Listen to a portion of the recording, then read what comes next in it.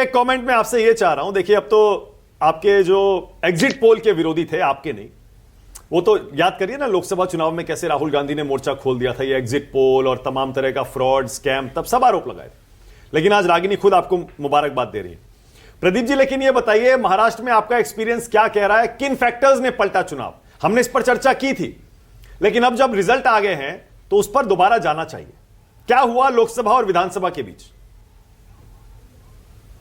अच्छी बात इन दोनों चुनाव में महाराष्ट्र और झारखंड की दोनों की बात मैं करना चाहूंगा।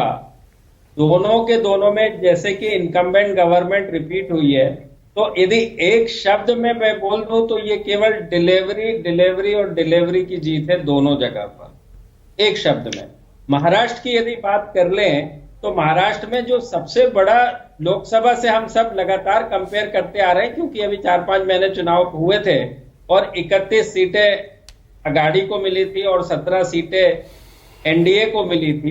तो उसमें और अब में जो मैं बताना चाहूंगा, सर्वे में मैंने जो लगातार बता रहा हूं, दलित डेमोग्राफी के चलते बताऊं, वो तो हो गया एक गवर्नेंस के चलते कि डिलीवरी की जीत है ये, और तो किसी की जीत है नहीं। जब भी सरकारें रिपीट होती है तो उसकी केवल और केवल एक वजह होती है, जब आप रिपीट करते हैं गवर्नमेंट तो आपके पास सिवाय अपना काम बताने के लिए और तो क्या होता है, और तो कुछ नहीं होता। दूसरी जो बात है कि डेमोग्राफी की 4% महिलाओं ने यूपी को ज्यादा वोट किया पुरुषों के मुकाबले, 46 और 50। 46 पुरुषों ने दिया तो 50% महिलाओं ने दिया। दूसरी जो बात थी कि दलित आदिवासी जो एन मास महाविकास अघाड़ी के फेवर में चला गया था, वो करीब करीब पूरा और बल्कि उससे भी ज्यादा इस बार वापस एनडीए के फेवर में आया, महायुति के फेवर में आया।